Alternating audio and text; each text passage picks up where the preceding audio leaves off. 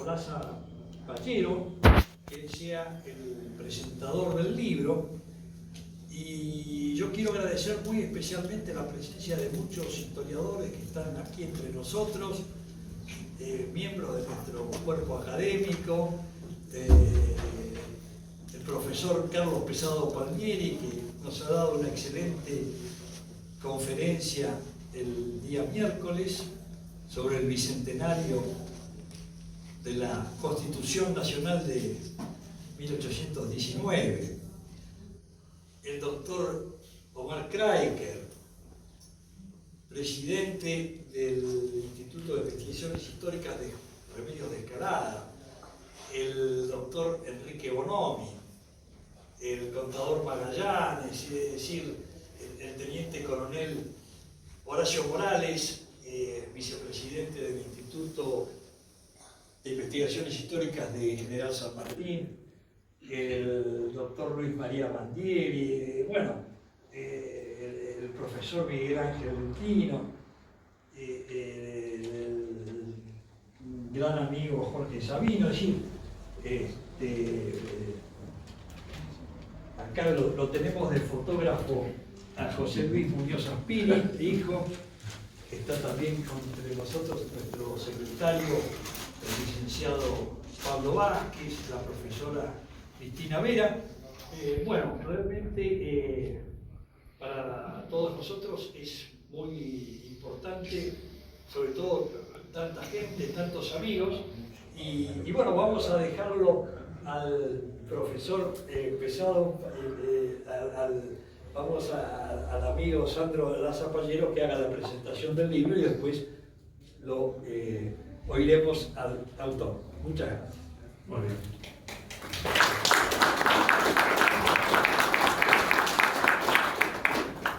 Bueno, muchísimas gracias, doctor Alberto Geli Cantilo.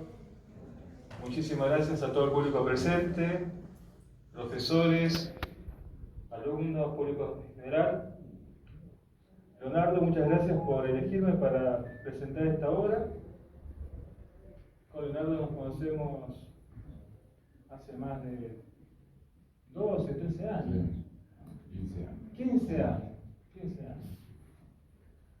Leonardo es ingeniero civil, se define como un pensador independiente.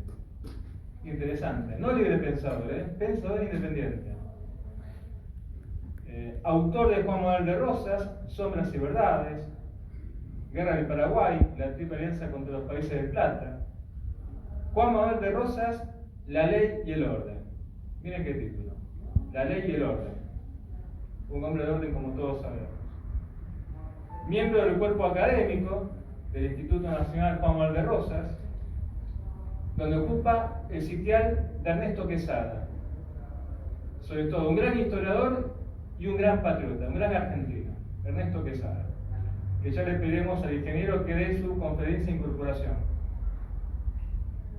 Es también miembro del Centro de Estudios de Pensamiento Americano, donde hay eminentes personalidades del mundo intelectual de la causa nacional y católica, como Carlos Bertanesian, Serena Lertora, Juan Lavaqué, Hugo Esteva, Federico Hayton, Alberto Abuela, Silvio Maresca, Cecilia González Espul, Héctor Martinotti, Horacio Sánchez de Gloria, el doctor Luis María Bandieri, entre otros. Este es un libro muy interesante, lo recomiendo especialmente a los jóvenes. Empieza con una figura muy poco trabajada o olvidada en la historiografía argentina, que es Gaspar Rodríguez de Francia. Es interesante porque, insisto, se ha dejado de lado a Gaspar Rodríguez de Francia y su proyecto de confederación. Por supuesto, la historiografía liberal ha tratado, a partir de fines del siglo XIX, o reivindicado a la figura de José de Artigas, que a mediados del siglo XIX era molesto, no estaba dentro de la galería de las figuras próceres, fundadoras del Estado-Nación argentino, uruguayo, nosotros por supuesto sabemos que él no se sentía uruguayo. Él era argentino oriental y tenía otro proyecto. Son tres personalidades nacidas en tiempos de la España imperial y católica: Artigas, Rosas y Francia. Todavía era la España imperial y católica, como siempre menciona el maestro Carlos Pesado Palmieri. Eran hombres que, por supuesto, tenían algo en común: un Estado grande, un proyecto federal. Sobre Francia, conocemos a lo mejor la novela de Roa Bastos, ustedes muy bien la han leído, a lo mejor, pero insisto, incluso no se enseñan las facultades. Y nosotros sabemos que Gaspar Rodríguez de Francia fue alumno de Montserrat, fue doctor en teología. Aclaro esto porque no era abogado, sino que era un práctico del derecho. En esa época la teología y el derecho se unían, y muchas veces los teólogos hacían de juristas. Pero él en realidad era doctor. Bueno, de compañero lo tuvo Castelli. Por eso es importante cómo rescata la figura, el ingeniero Castañino, de Gaspar Rodríguez de Francia. Y esto nos da las claves también de un libro que él publicó, que tuvo mucho éxito, que fue La Guerra del Paraguay. Acá Castañino explica muy bien cómo, la primera junta, a nombre de Fernando VII, envió una expedición para someter a la provincia del Paraguay, provincia leal al rey don Fernando VII también. Y él cita acá documentos que están en la Biblioteca de Mayo, que relatan ese enfrentamiento entre personas que están en un mismo pabellón. Vemos las maquinaciones de la Junta, donde en la primera Junta hay figuras con distintos proyectos de Estado. Él menciona también y se atreve a decir, ¿no? Es un provocador, Leonardo, ¿no? Porque directamente pone a los unitarios como logistas masones. Y me gusta la frase que dice el restaurador: hombre de orden, cucos y ladrones. Son doctores, cucos y ladrones, con perdón a los abogados, si no caemos en la volteada de muchos abogados, ¿no? Pero bueno, nosotros estamos del otro lado, ¿no? No, pero los cuchillos los dejaron ahí en esa entrada. Ah, sí, no, eso hay que aclararlo, ¿no? Nosotros estamos con ese proyecto que decían los antiguos, ¿no? Castillo de Bobadilla, la política, el arte de hacer el bien común con la equidad. Que eso tenemos que volver otra vez a rescatarlo. Y que tiene que ver con la hispanidad católica. Y acá menciona un personaje de la Revolución, Mariano Moreno, reivindicado por liberales, marxistas y por algunos revisionistas mitristas también. Sí, menciona también a Moreno, que tiene un proyecto diferente que Belgrano, que Artigas por supuesto, y que Francia también. Y que este hombre, bueno, tuvo muy poca actuación, y sin embargo ha quedado como uno de los próceres. Bueno, ya nos acordamos, profe, del libro Año 10, de Hugo Guas, Gustavo Martín Subría, que el padre Furlon tuvo la caballerosidad de defenderlo en la Academia Nacional de la Historia, y casi le cuesta la renuncia. Tenemos que acordarnos de eso también. Sí, lo defendió. Porque sus padres reivindicaban a Mariano Moreno. Y sin embargo, bueno, el padre Furlon dijo no. También fue una figura Saavedra. También fue una figura Belgrano. También fue una figura Francia. Y refutó la calidad de libre pensador de Belgrano, de San Martín, como dice cierta historiografía. Por eso me gusta, ¿no?, que Leonardo ya empiece definiendo: federal es una cosa, unitario es otra cosa. Piensan con un proyecto, estos piensan con otro proyecto. Y que vamos a tenerlo durante 50 años de la historia argentina. Acá nos dan las claves también por qué se produce la separación del Paraguay, de la banda oriental, después llamado Uruguay, las maquinaciones británicas, el endeudamiento también, el sentido del localismo, de solidaridad y catolicismo que tenía el pueblo paraguayo. Pero esto es algo interesante, Leonardo, que estás poniendo acá. Y que muchos no saben, y que, insisto, nos dan las claves para entender la guerra de la Triple Alianza después. ese pueblo paraguayo que se reúne bajo la figura de Bernardo de Velasco y después se decepcionan de él. Menciona también algo muy interesante, cómo Belgrano, cuando va a tratar de reprimir o de hacerlo menos díscolos a los paraguayos, él hace poner un altar portátil con la misa que la diga el capellán. Sí, porque los paraguayos creían que esta gente eran ateos. Muy bien menciona Castañino. Los paraguayos lo mencionan como hijos de la Revolución Francesa, ¿no? Tipo Robespierre, que así le decían también a Moreno. Que Moreno no entendía ese localismo que tiene que ver con la lealtad de los paraguayos, lealtad que me hace acordar a la lealtad de los cordobeses, de los santiagueños, de don Santiago de Liniers. Don Santiago de Liniers. Yo no puedo hacer astrología histórica, pero a ver, Moreno o la Junta lo pudo haber perdonado, o indultado, o haberlo puesto preso a don Santiago de Liniers. Pero fue fusilado. Y no por casualidad, fue fusilado por los ingleses, que fue la gente con la cual combatió Rosas, Artigas, Francia. Por eso la línea histórica, Artigas, Rosas y Francia, que me parece excelente el título que has puesto para este libro, Leonardo. Y yo no sé qué decir más, ¿no? Para terminar. Frente a las elucubraciones, a las comparaciones que hacen algunos historiadores sociales, culturales, de moda, de algunas corporaciones académicas, que ellos tratan más la cuestión económica, social, pero se olvidan de algo que acá menciona Castañino, y que es la religión, como punto de unión de paraguayos, argentinos, orientales, alto peruanos también, lo teológico que él lo menciona acá también, que son valores que decía Vicente Sierra, y que estos historiadores de esta época lo dejan de lado.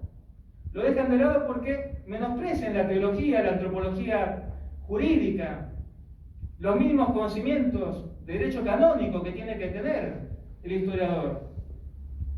Por eso insisto, ¿no? Es un libro muy rescatable, especialmente dirigido a los jóvenes. Muchas veces los alumnos de la Facultad de Derecho, en la materia que doy, Derecho y Justicia, en la época de la Confederación Argentina, me dicen que sacan mucho material de esa excelente página que es la Gaceta Federal. Que lo felicito, Leonardo, porque ha recopilado muchísimo material. Documentos, historiadores de primera mano, don Julio Irasusta, don Vicente Sierra, don José María Rosa, Ricardo Fon Escurra, Molinari, Ravignani.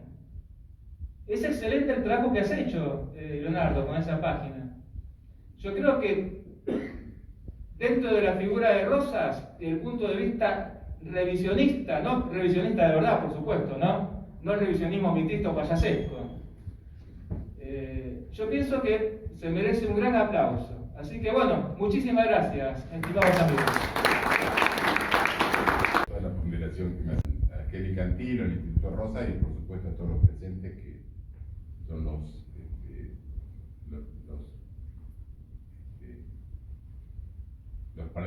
que participan. En realidad el acto es para ustedes y no para mí, ¿no?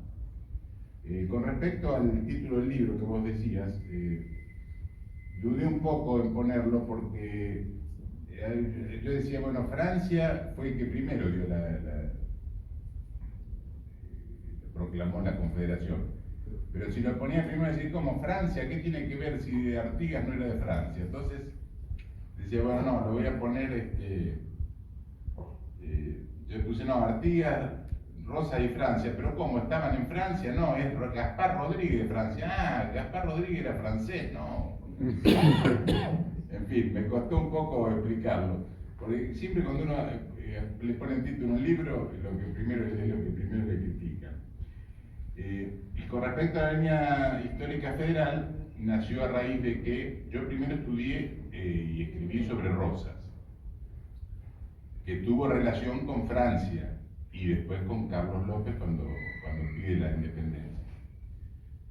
Después estudié la guerra Paraguay, entonces no hice solamente la guerra Paraguay, sino que empecé con los antecedentes y empecé a estudiar desde Francia, digamos, Carlos López, todo un poco la historia paraguaya. Y entonces ahí vi la relación que había además entre López, además de con Rosas, con Artigas. Entonces estudié Artigas. No lo estudié, digamos, toda la historia uruguaya, pero estudié bastante sobre las acciones de Artigas.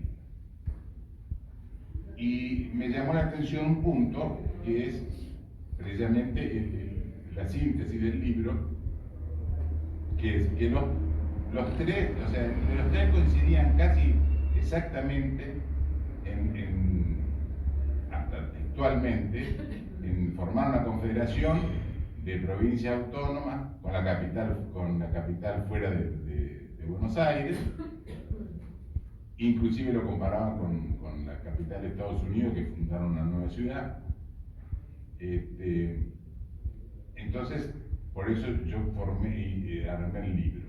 En realidad no está hecho todo en forma cronológica porque se me mezclaban, digamos, los episodios, porque Rosas, por ejemplo, con Paraguay tuvo que yo, antes de 1940, después de 1940 sucedieron varias cosas, entonces está ordenado aproximadamente, digamos, está ordenado por primero el Paraguay, con Francia, después Artigas y por último Rosas.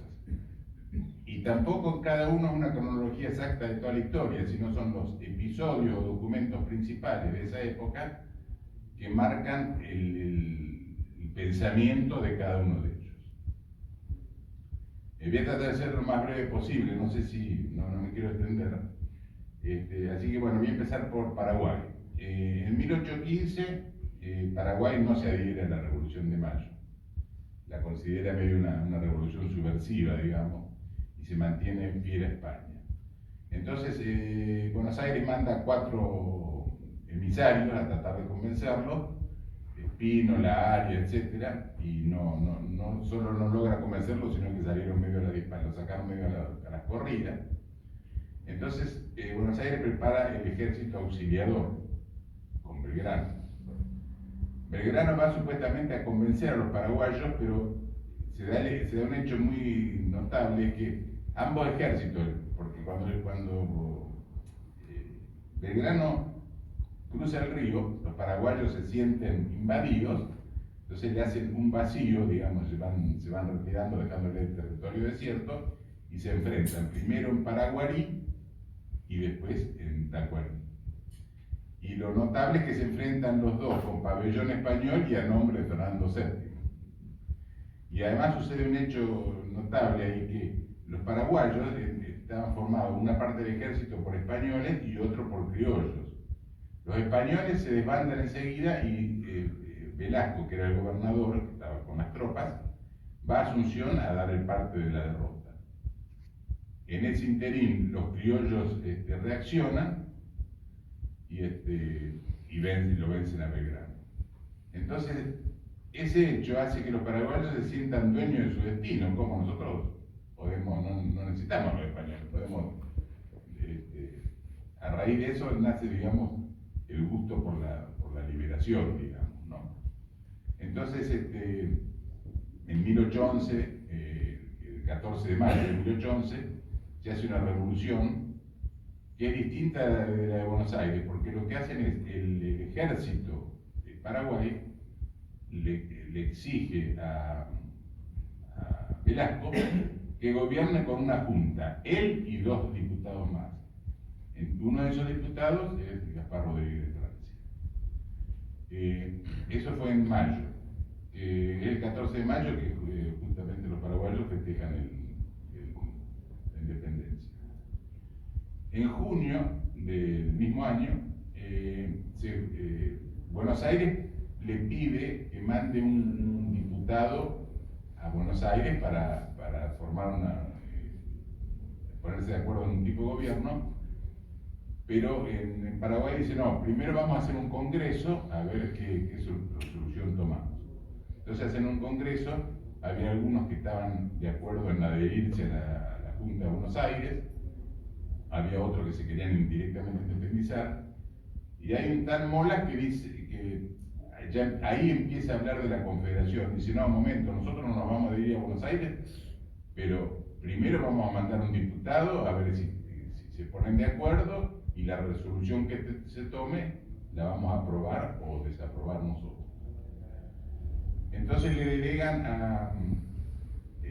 nombran para que lo vaya a representar a Gaspar Rodríguez de Francia. Pero Gaspar Rodríguez de Francia en cierta forma se niega porque dice, no, un momento, primero vamos a ver qué es lo que realmente quiere, porque no vaya a ser que nos saquemos unas cadenas para ponernos otras. Lo dice con todas las letras. Entonces manda una nota a la Junta proponiéndole una baja de impuestos, una serie de cosas, pero el nudo de la cuestión es que quería formar una confederación de provincias autónomas y que ninguna tenga preponderancia sobre la demás. Ese es el espíritu de la nota. Buenos Aires no lo rechaza, digamos, por escrito, pero empieza a hacer un boicot, entorpece la navegación del río, le aumentan los impuestos, etc. Entonces, Paraguay se empieza a aislar, a Francia lo nombran dictador perpetuo y directamente se aisló Paraguay completamente del resto, ¿no? No toma deuda externa, empieza a comerciar con trueque con otras naciones. Y ahí empieza una relación con Artigas, que Artigas ya había formado la Liga de los Pueblos Libres, entonces lo invita a Francia a que participe, pero Francia, que era muy desconfiado, entonces le da algunos auxilios de lienzo, yerba, tabaco, pero no le manda armas y ni se une, digamos, a la Liga de los Pueblos Libres. La Liga de los Pueblos Libres está formada por Uruguay, o sea, la banda oriental, Entre Ríos, Corrientes, Misiones, Santa Fe y Córdoba. Y Francia no se une por dos razones. Una, que no quiere enfrentarse con Buenos Aires. Y en segundo lugar, por desconfiado, porque decía, no, Artigas es un hombre de abajo, decía, como que era, digamos, de los porteños, ¿no? Rosas le manda un emisario, que se llamaba Rosena. Tienen una entrevista en privado con Francia, y que no se sabe no se supo nunca lo que hablaron, pero se deduce por lo que pasó después, que quedaron en que Paraguay no iba a pedir la separación, ni Argentina le iba a incorporar por la fuerza, ni iba, digamos, a sojuzgar por la fuerza. Y después, con la muerte de Francia, en 1840, viene Carlos López, que es un abogado un poco más aperturista. En 1842 pide la independencia, manda un emisario, lo que lo atiende muy bien, está un mes acá en negociaciones, y Rosas le dice, yo ni estoy ni a favor ni en contra con la separación, pero eso lo tienen que decidir todas las provincias. Cuando nos pongamos cuando nos pacifiquemos, porque estaban en guerra, lo vamos a tratar. Digamos que lo pateó para adelante. Y en un escrito privado le dice las verdaderas razones por las que decía que no había que separarse. Le dice, entre otras cosas, que se le va a llenar de logias y de extranjeros que acá no sabemos cómo manejarlos, que tienen más derechos que los locales, y nos vamos a debilitar los dos y nos van a invadir incluso los brasileños, que van a incentivar a los indios a que nos invadan, etcétera, etcétera. ¿Qué fue lo que pasó? Porque después Caseros, a los pocos años vino Caseros, y después la guerra de Paraguay. Ahí López no lo interpretó bien, porque él publicó en el diario la primera nota donde le negaban la independencia, pero no la segunda, que eran las verdaderas razones. Por eso en Paraguay hay cierto recelo o rencor contra Rosa, que no le aceptó la independencia. Yo eso incluso, cuando estuve en Paraguay, lo he discutido con algunos historiadores, y dice, bueno, la verdad que ahora lo vemos con distintos ojos a Rosa, ¿no? Bueno, vamos a Uruguay. Uruguay tampoco, o sea, debería hacer una revolución que es completamente distinta a la de acá y a la de Paraguay. porque acá la hicieron, digamos, la clase acomodada de la ciudad, digamos. En Paraguay lo hizo el ejército imponiéndole cónsules que un cogobierno. En Uruguay, cuando se hace la revolución, Artigas era del oficial del ejército español de Blandengues. Entonces se hace desertor, tiene una discusión ahí con un tal Musas, y se hace desertor y viene a Buenos Aires con 3 o 4 que lo acompañan.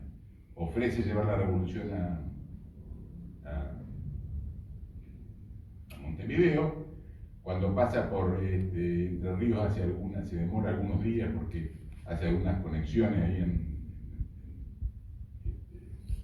Entre Ríos. Y para esto, en el interín, convocados por un paisano y un miliciano, se reúne toda la campaña de Montevideo a la orilla del río Asensio. Que se reúnen desde campesinos, propietarios, paisanos, peones, incluso hasta indios que estaban por miedo a los brasileños. Entonces se declaran en rebeldía contra el monopolio comercial de Montevideo. Esa fue y entonces cuando llega Artigas lo nombran, digamos, jefe de ese levantamiento, corre como un reguero de pólvora entonces toda la campaña se levanta en contra de Montevideo y la sitian. Ahora Buenos Aires se siente celoso de eso, porque Artigas, claro, estaba tomando demasiado vuelo, le manda a Rondó como jefe, digamos, del sitio, y después empieza a tratar con Delío, que era el virrey de Montevideo, y con los portugueses para combatirlo, hacer un trato con Delío, pero combatirlo también a Artigas. Entonces en 1811 se produce o sea, le hacen levantar el sitio a Artigas, lo obligan a levantar el sitio y él de mala gana levanta el sitio, incluso bajo protesta, digamos, y lo nombran gobernador de Entre Ríos, de Yapeyú, me parece. Entonces Artigas se va, pero todo el pueblo lo sigue, junta en carros, todo lo que puede, y lo va siguiendo, y entonces acampan en varios lugares, porque el trayecto es largo, y acampan a la orilla del río Ayuí, que queda ahí cerca de Salto Grande, en la provincia de Entre Ríos. Y están hasta el año siguiente ahí acampados, ahí es donde tiene relación con Francia. Después vuelve a Montevideo, sigue el sitio, en 1814 cae Montevideo, pero en 1813, en Buenos Aires se propone hacer una convención constituyente, a principios de 1813, entonces mandan un emisario a Uruguay para proponerle a los oficiales de Artigas que den el visto bueno, digamos. Pero Artigas se opone y dice que primero hay que hacer un congreso para resolver a ver qué actitud van a tomar, y se hace el congreso de Tres Cruces. Y ahí deciden, digamos, mandar diputados a incorporarse al Congreso para discutir el asunto. Y entonces forman las instrucciones, ahí se hacen las instrucciones que se llaman las instrucciones del año 13 para los diputados. Y dice algunas cosas muy importantes. Una de las cosas que dice, me acuerdo, es los poderes ejecutivo, legislativo y judicial deben estar totalmente separados y jamás se pueden unir. Me hace acordar algunos tiempos más modernos que los han unido, digamos. Y después le dice otra cosa que es muy bueno, formar una confederación de provincias autónomas, y le dice con todas las letras, dice, la capital debe estar necesariamente fuera de Buenos Aires, que fue lo que nos pasó, ¿no? Cuando los diputados llegan a Buenos Aires, con alguna excusa no los dejan incorporarse, por la firma, por el sello de los papeles, entonces se vuelve. Y ahí empieza un poco la grieta más grande, digamos, entre Artigas y Buenos Aires. Artigas forma la Liga de los Pueblos Libres. En 1815 ya está gobernando, digamos, en Purificación, que es un pueblo que queda ahí cerca de Paysandú, ya no existe más, que es el primer pueblo fundado en realidad por originarios paraguayos, el primer pueblo original fundado por uruguayos exclusivamente, no por españoles. Y de ahí gobernaba a todas las demás provincias. Ahí empieza un enfrentamiento bastante, cada vez peor, ¿viste? Mucha intriga entre Pueyrredón, Álvarez Thomas, toman como es la provincia de Santa Fe, después los federales la recuperan, vienen Bustos, también lo hacen intervenir. Artigas lo manda a Ramírez a que lo ayude a López. Después los porteños le piden a San Martín que vuelva, San Martín no vuelve, entonces, pero manda un mediador, en combinación con O'Higgins, manda un mediador, pero Buenos Aires le ordena a Belgrano que lo intercepte y no le deje llegar la correspondencia. Y Pueyrredón le contesta a San Martín que de ninguna manera él iba a tratar con ese fascineroso. O sea, empieza, digamos, una pica muy grande, ¿no? Y en 1817 los portugueses invaden la banda oriental, con la anuencia de los porteños, de los porteños. Ojo, yo cuando digo porteño no me refiero digamos, a la generalidad, sino a una clase, a los unitarios porteños que vienen en ese momento, ¿no? Entonces todo ese malestar, porque Artigas de ahí empezó a pedir a Buenos Aires que le ayude a sacar a los portugueses, pero Buenos Aires se desentendía, o le decía, bueno, le mandamos armas, pero usted me reconoce que nosotros somos los jefes de la confederación, en fin. En definitiva, todo eso termina en Cepeda, que baja Estanislao López y Ramírez. Ramírez no era gobernador, era encargado delegado por Artigas de Concepción del Uruguay. Entonces baja a Buenos Aires. Para eso, me olvidé decirlo, en el 1815 ya habían declarado la independencia en Arroyo de la China, los pueblos libres, que eran, ya digo, las provincias esas que nombré. Después, en 1816, se hace el Congreso de Tucumán, que concurren, las provincias que no concurren son las de los pueblos libres, excepto Córdoba. Bueno, en definitiva termina en el enfrentamiento federal contra Buenos Aires en 1820. Los federales lo derrotan completamente en el campo de Cepeda. Y ahí hay una especie de golpe militar con Soler, con etcétera, viene Zarratea, se declara gobernador. Entonces se reúnen en Pilar. Zarratea, representando a Buenos Aires, con los dos caudillos, con López y con Ramírez. Y a Ramírez, a mi entender, ahí lo envuelven, lo hacen creer que él después va a ser el jefe de la confederación, en fin, como siempre suele pasar, ganan con las armas, pero después pierden diplomáticamente. Entonces, se hace el Tratado de Pilar, el mismo 1820, pero prácticamente dejan a Artigas, no nombran la banda oriental, no se comprometen a desalojar a los brasileños. Entonces, Artigas le reclama fuertemente a Ramírez, se lo echa en cara, Ramírez le contesta airadamente y se enfrentan. Se enfrentan y tienen distintos episodios que gana uno varios tiempos en la Mesopotamia, hasta que Artigas es vencido y es asilado por Francia, que Francia en realidad no lo recibe, sino que lo confina a Caraguatay, que es un pueblo que está a 180 kilómetros de Asunción, y ahí queda Artigas libre, pero no podía salir de esa población hasta que muere Francia y va a Asunción. Varios uruguayos, incluso el hijo lo fue a buscar, Artigas no quiso volver.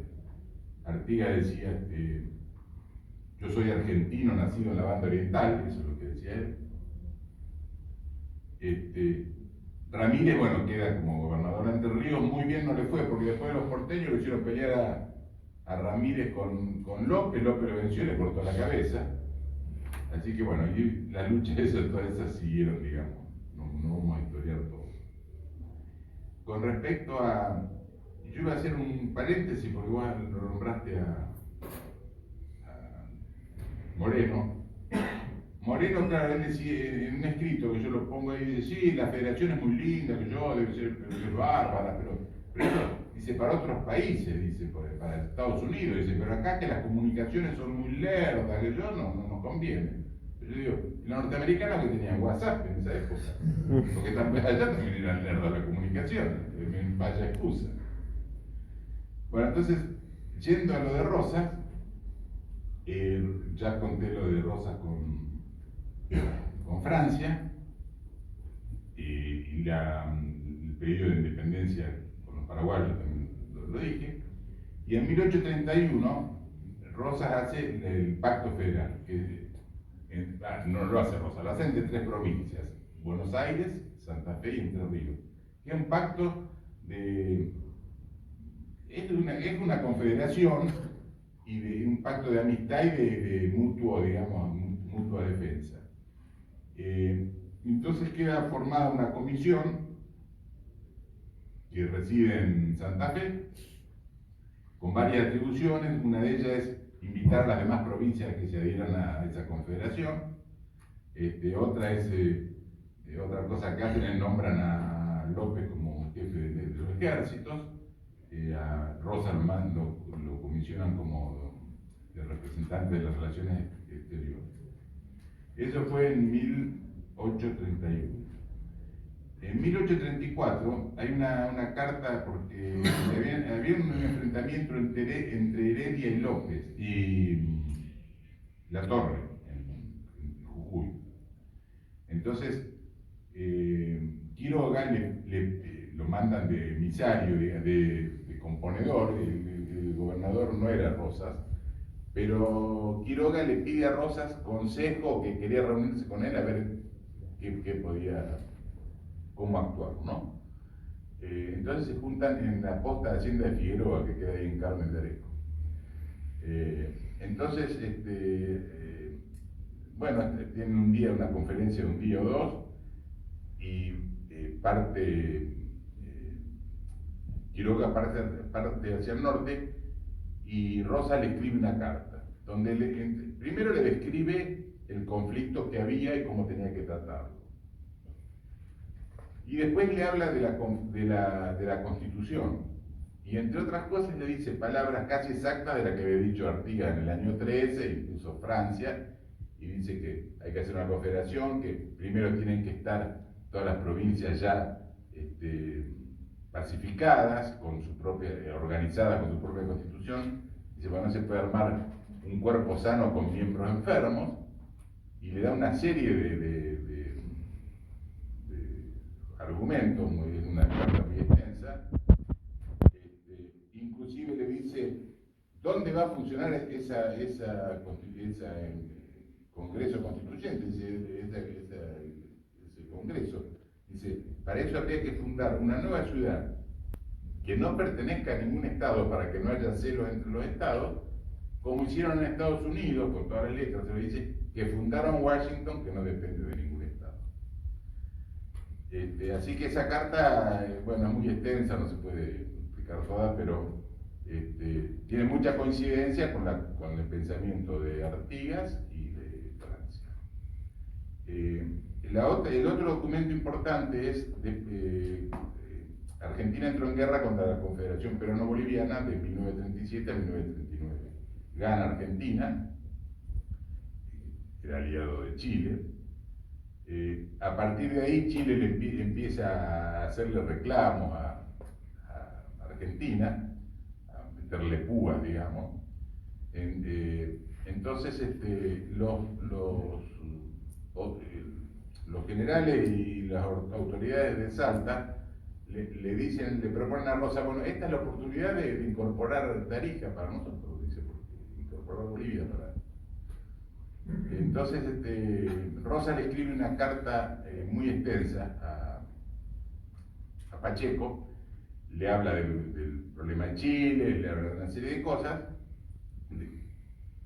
pero le dice con respecto a lo que me propone, de hacer una confederación, etcétera, etcétera, dice, eso no va a suceder mientras yo esté en el gobierno porque sería crear un odio que va a ser eterno, dice, y sería aprovecharnos de un país hermano que está en desgracia. Dejémoslo que se organicen, después mandamos un emisario oportunamente, dice, vamos a tratar de convencerlos de que se incorporen a la Confederación Argentina. Y por último, el otro documento que es importante es el que hace Quesada, o sea, Ernesto Quesada era joven y viaja con el padre y tiene una entrevista con Rosas en 1873, hizo tanto. Entonces, en un momento dado le pregunta cuál es, dice, ¿por qué usted no fundó la Constitución? Y dice, bueno, no me venga, dice otra, dice, me lo han preguntado 10.000 veces, y yo lo he explicado muchísimas veces, incluso se lo expliqué a Quiroga en la carta de Hacienda de Figueroa, y le explica prácticamente las mismas palabras que había hecho de Rosas, que había puesto en la carta de Hacienda de Figueroa, que tenían que primero reunirse las provincias, que él se había pasado 20 años peleando contra las intrigas y los atentados unitarios, contra los extranjeros, contra los de Montevideo, contra la flota francesa, y que no había tenido nunca tiempo para formar una constitución, pero dándole a entender que estaba ya casi, digamos, todo armado como para que se pueda formar una constitución, que no le dieron tiempo, que fue cuando lo derrocaron en Caseros. Así que bueno, eso sería más o menos la síntesis del libro, es la coincidencia de pensamientos que hay precisamente entre Francia, que fue el primero que lo propuso, Artigas, que fue casi contemporáneo de Francia, y Rosas, que fue un poco después. Así que bueno, eso sería todo.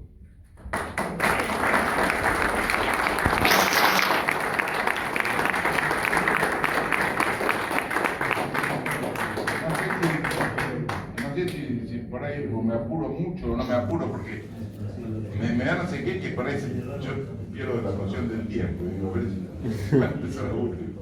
Pero como por ahí me queda un poco desordenado, tengo que volver a un punto atrás.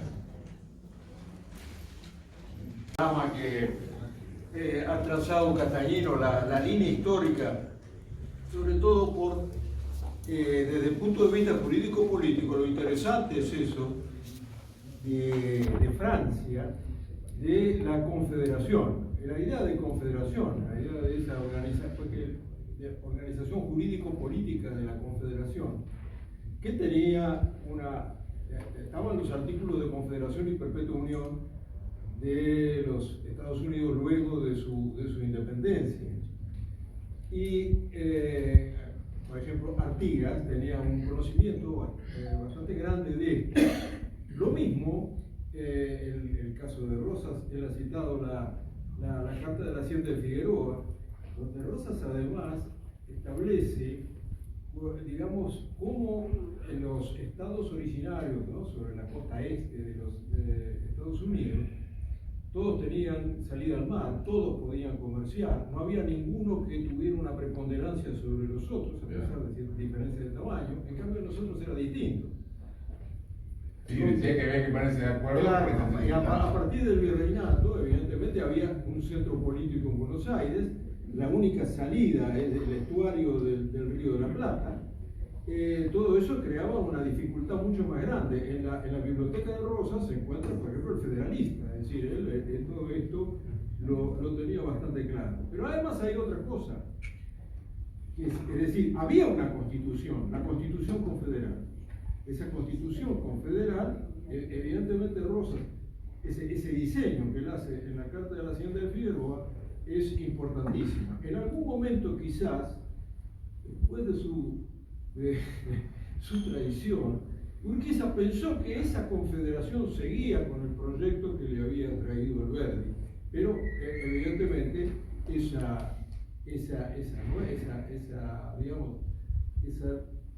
organización nacional, como dice nuestro amigo Pele Lastra, siempre la primera organización nacional es la que hace Juan Manuel de Rosas, y la segunda será recién en 1880, afirmándose como un Estado unitario, con una constitución que habla de un sistema federal. Ahora, me parece que otra cosa importante es que esta idea de la confederación no es una idea del pasado. La forma política confederal es la propia de las grandes unidades políticas que en este momento están, digamos, diseñándose en el mundo y que además son las que van a disputar el poder, la organización, como decía Carl Schmitt, el lomo de la tierra futuro. Entonces, esta es la importancia de la idea confederal para nosotros en Sudamérica, y especialmente con aquellos países que, como el Uruguay, como Paraguay, como Bolivia, que de algún modo configuraban un gran espacio confederal. Un gran espacio confederal que Rosas siempre tuvo presente, como se ve en su relación con Paraguay y en la circunstancia que hablaba ahora Castañino de sobre Tarija.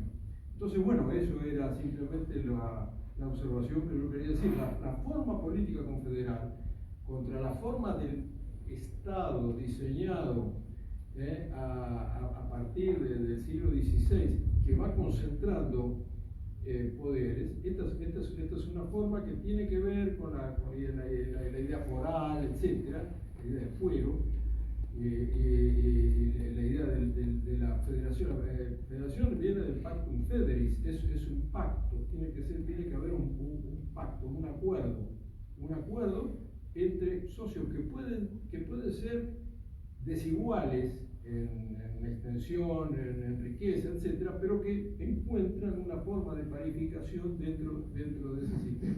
La confederación es una de las formas que va tomando, digamos, el diseño que va tomando el mundo, que de algún modo se va dibujando ante nosotros, a nuestra vida. Eso quería. Sí, la verdad que te agradezco porque, aparte, viste, legislamos los puntos que yo por ahí en el apuro los pasé de largo. Por ejemplo, en lo de Francia era el mediador de Franklin, tanto así que cuando fue Belgrano con Echeverría le regaló un retrato de Franklin que tenía en el escritorio. Con respecto a eso de Estados Unidos, que tenía salida al mar, Rosa hace esa comparación y dice que Buenos Aires, digamos, tiene la salida al mar y como que es injusto, medio lo dice, que después lo trata de remediar en cierta forma con la ley de aduanas, que las provincias del interior se lo agradecen. Y me parece que dijiste algo más. Iba a decir que Rosas también dice que, por ejemplo, en Estados Unidos, cuando forman la federación, no entran todos los estados que estén como estén, sino que a medida que se organizaban, iban entrando. Mientras tanto, quedaban como estados marginales. ¿Qué es lo que hizo él? Se formó Buenos Aires,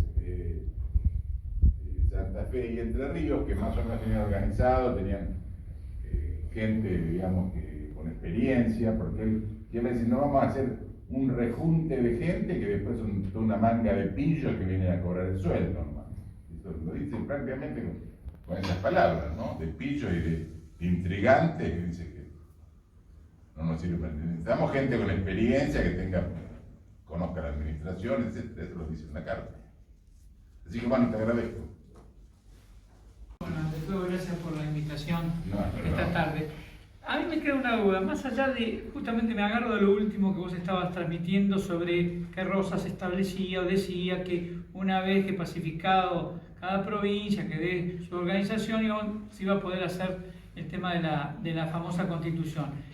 Que lo vivió declarando eso, ¿no?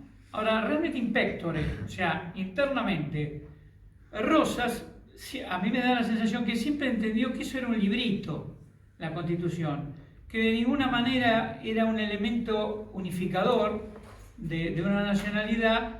Creo que daba alguna vez el ejemplo de que Gran Bretaña no tenía constitución y sin embargo era el país más poderoso y fuerte del mundo, y que de algún modo era como darle largas al asunto, porque realmente no era importante el tema de la Constitución, y para dejar tranquila a la gente decía eso. Ahora, eso yo leí, no sé si en Gras o en Arana, hijo, que comentaba que en el barco, cuando estaban yendo para Europa, que iba medio lento ese barco, en las charlas que tenía con Jerónimo Costa, él parece se enojó, Costa. Digo, bueno, y al final, ¿cuándo íbamos a pasar la Constitución? ¿Por qué no la hizo? Y como que Rosa dijo, en realidad nunca me interesó el tema de la Constitución. Yo lo decía por decir, de modo, bueno, estoy hablando de forma coloquial. Eso debe ser un chisme de Mitre.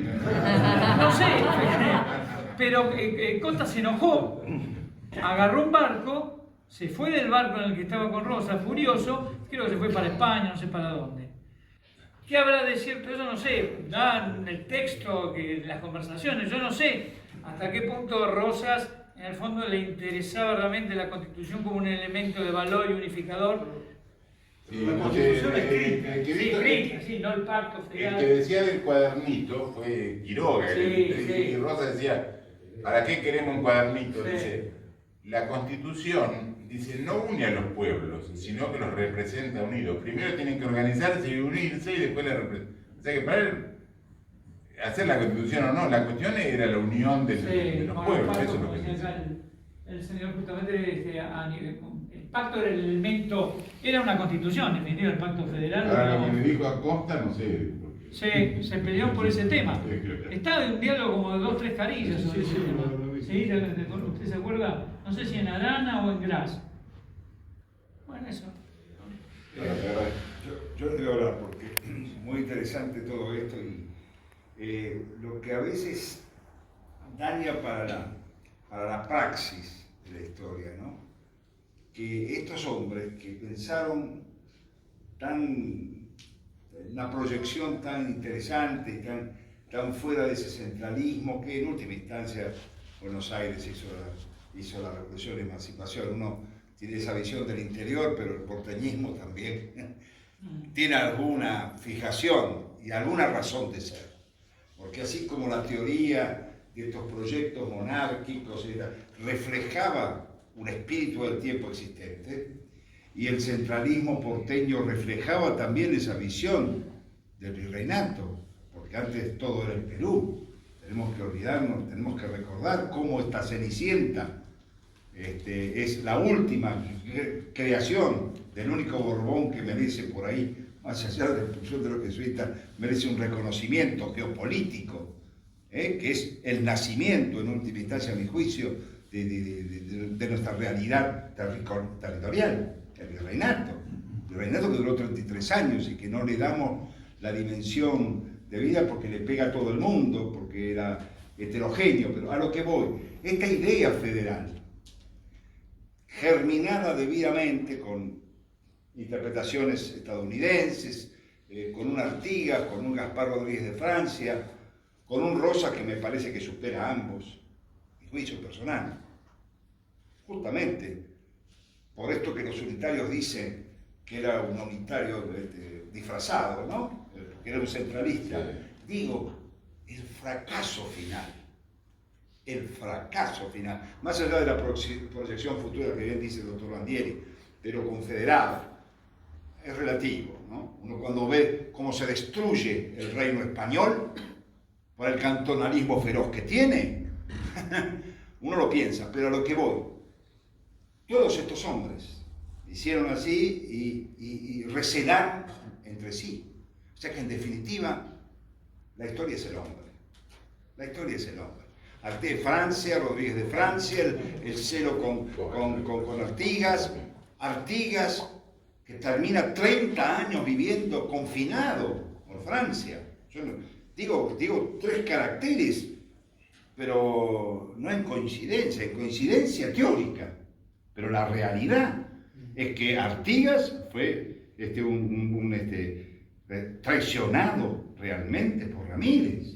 Viva Ramírez, es hermoso el libro de Molinari, pero traicionado por Ramírez, que le vendieron el tío, ¿de acuerdo, Leonardo? Sí. Y final, para no, al final uno habla más que el orador. Y Rosas mismo, con todo su proyecto, que tardó, puede ser que tardó. En el 50 Rosas estaba con la gran posibilidad de habernos dejado esta constitución que en definitiva,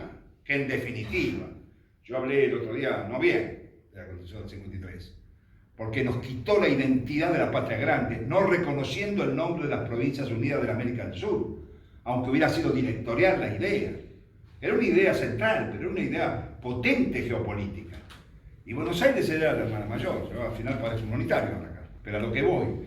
Entonces, esa visión la pierde y Rosas no lo da, porque estaba casi cansado del poder, de pelear contra tantas cosas.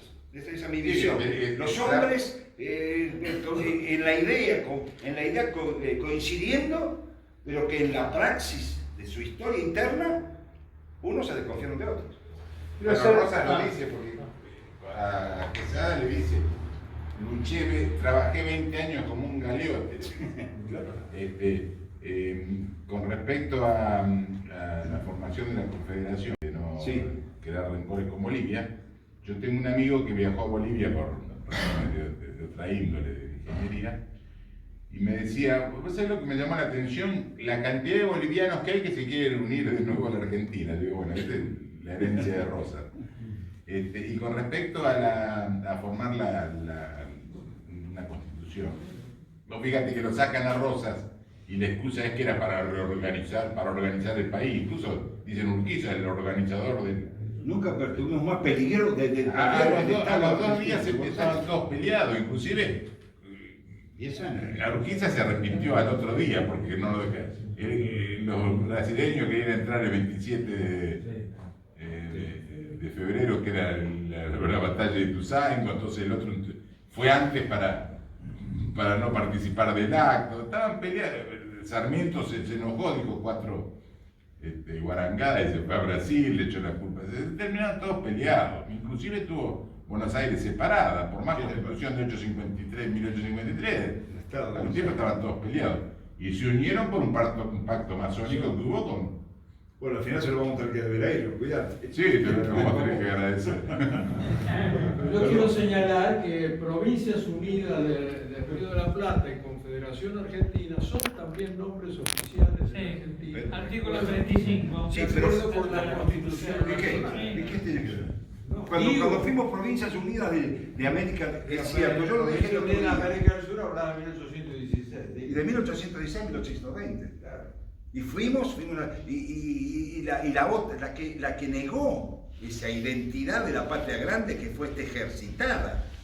Porque hasta el Pueyrredón, que tanto atacamos también, le escribe en su momento, cuando San Martín le escribe a O'Higgins, proponiendo cuando iban a poner al rey Borbón, le escribe que Lemoine estaba entusiasmadísimo, el Forinofre aprobaba, la Logia también, y entonces O'Higgins responde, me sumo, porque tenía aquella vieja visión, ¿te acordás del 11, del tratado, del pacto de unidad, cuando la patria vieja chilena todavía resistía?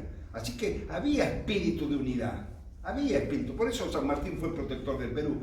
Esto sería uno unitario, sería uno monárquico, pero existía. Pero la panacea de la Constitución del 53 nos negó ese inicio de la identidad. Porque cuando fuimos Provincias Unidas del Río de la Plata, se menciona en algunos documentos anteriores, yo lo comenté el miércoles, se menciona, la Junta Grande se menciona.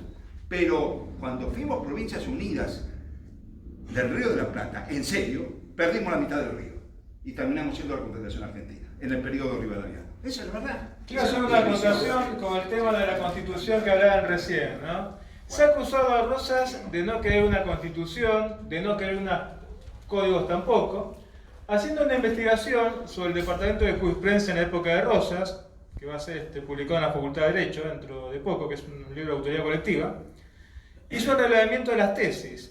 Y hay tesis que hablan de Constitución, división de poderes, por ejemplo la de Juan María Gutiérrez. Hay tesis que hablan de codificación penal, civil y comercial. Recordemos ahí, que presenta un proyecto de Código de Procedimiento Civil y Comercial en 1850, dedicado a Juan Manuel de Rosas. Nosotros sabemos que una constitución es un código también, código político como dicen los doctrinarios de la época. Quiero aclarar esto porque mucho no se ha trabajado. Y son tesis que no son censuradas, entre 1831 y 1850. Pero como no es por la universidad cerrada. Eso lo estoy refutando en ese trabajo. Yo quería hacer otra cosa. Bueno, le damos la palabra al profesor Lentino que tiene un interrogante. Profesor, por favor. Con respecto a la Constitución y Juan Manuel de Rosas, la realidad es que Rosas estaba haciendo trabajar especialmente a De Angelis en la propuesta de una Constitución. Lo que pasa es que la idea, tanto de Quiroga, de Rosas, posiblemente la de Artigas y la de más caudillos, era hacer una constitución a la medida del cuerpo y no hacer una constitución y que el cuerpo se adapte, es decir, hacer primero el traje y después el cuerpo a la medida del traje. Lo que había que hacer era primero el cuerpo del país, la constitución, digamos, fáctica del país, y después hacer la letra, el cuadernito, llámenle lo que quiera, la constitución escrita de acuerdo a esa estructura. Iba a estar las provincias que la integraron, iba a estar la banda militar, iba a estar el Paraguay, eran todas estados que tendrían que haber integrado la América del Sur realmente, que era lo importante para poder llegar a ser potencia, unos Estados Unidos de la América. Yo coincido en algo con Carlos Pesado Palmieri. Él dice que es monárquico. A ver, Sí, bueno. ¿monárquico dónde? ¿Y hasta cuándo? Bueno, no sé. Bueno, No te dije, bueno, no defendí la constitución monárquica que te retiro como Sí. ejemplo. La monarquía a mí me resulta antipática, digamos que de hecho, sin embargo, es más efectiva que lo que hicimos nosotros, porque por ejemplo Brasil, Ahí está. que empezó con el descubrimiento de América, era apenas tenía 2 hectáreas y por poco no se quedó con el río de la Plata y con toda la Mesopotamia. En cambio nosotros, ¿qué hicimos? Hicimos la Revolución de Mayo, que en definitiva fue una revolución subversiva, en contra de la autoridad española, buena o mala, te guste o no, era contra la Toda autoridad. revolución es subversiva. ¿Y qué? Bueno, pero ¿qué hicimos? Trajimos a los ingleses, les dejamos entrar a los ingleses, nos dividimos en 10 republiquetas, en vez de ser Hispanoamérica como una monarquía. Perdóname, Leonardo, me voy a defender porque mucha gente no estuvo en miércoles acá. No, voy a decir porque justamente señalé eso. Señalé el hecho de que tenía además amigos hispanistas que se olvidaron de Ernesto Palacio, que decía yo soy hispanista, no españolista. Y algunos siguen en el sueño monárquico, anacrónico para vos. Somos una república débil. Somos una república mal gobernada, somos una república con 20.000 defectos, nominalista, mencionamos los derechos y no los ejercemos, y los deberes los ejercemos sobre todo. Pero, vuelvo a decir, soy monárquico en el sentido de lo que fue el pensamiento mayoritario de los conductores, que no serían los caudillos, por eso, como dice Luciano Almazán, el caudillo surge justamente por la infidelidad a la realidad de estos hombres de Buenos Aires, de los padres de la patria, de Saavedra, de San Martín, de Belgrano. Dejemos de negarlos en su visión monárquica, porque respiramos el espíritu del tiempo de hoy. Y todo historiador tiene, cuando juzga, cuando lee, cuando analiza, cuando escribe, que vivir el espíritu del tiempo que corresponde. Porque si vos vivís con el tiempo, yo por ejemplo, tengo que respirar el espíritu de este tiempo y soy fuera de este tiempo. Entonces yo no puedo escribir de este tiempo, porque yo creo en el derecho natural. Entonces a veces dije, y lo dije en la conferencia, podría, si hablo, estar contra la ley de hoy y llevarme preso. Tengo que ganarlo, tengo que aceptarlo, que mis hijos piensen absolutamente por ahí distinto, porque viene una cosmovisión con el espíritu del tiempo de hoy. Un tiempo laicizado, un tiempo no religioso, un tiempo... Sí es la verdad. Ahora, que nosotros cuando analizamos la historia, cuando escribimos la historia, mentimos porque juzgamos con el espíritu del tiempo de hoy, y que decimos, si no fuimos republicanos de entonces, si no entendimos a Artigas al principio, entonces no existía, pero todo el Congreso de Tucumán, ahí lo dice Larragueira, lo dice Sáenz, hay testimonios totales, pero como nos vestimos con el traje inmaculado del republicanismo de hoy, ¿no es cierto? Juzgamos la historia para atrás. Y Mitre dice lo que dice. El monarquismo que hubo en ciertos personajes, yo no lo veo mal. Lo que no me gusta mucho es los monarcas que querían traer, que los Borbón, que el príncipe de Lucas. Sarmiento quería poner un inca, y los gallegos, ¿qué iban a hacer? Dejaban un inca y se volvían a España. Sí, en fin. No, los proyectos fueron descabellados. El último, como yo comenté, de Valentín Gómez, el pobre cura, no tanto pobre, que terminó siendo rector de la UBA, ¿no es cierto? Lo cargó Castañeda diciendo que había traído a Anteluca. Buscaban un rey y no lo encontraban. Y no lo encontraban. Y cuando veían que les proponían un personaje como De Luca, que era de baja significación, el propio Valentín Gómez lo observó. Dijo, no, aunque Castañeda después lo dejó por el suelo, porque era un cura batallador. Después estaba acá la princesa. Y después se vino encima, se cayó todo. Valentín Gómez es canónico, ¿no? Sí. Era masón, ¿no? Mira, hoy hasta los papas dicen que son masones, yo con los masones está todo mezclado. No sé, sí, había curas, sí. La masonería es otra información y tuvo su presencia. El masón te va a decir que la libertad la consiguieron ellos. Ahora Julián de Agüero, dice que era unitario, sacerdote unitario. Sí, pero Agüero ya era renegado, ya no era sacerdote. Ese había colgado todo tiempo atrás. Bueno, no me meto más muerto. Aplaudimos.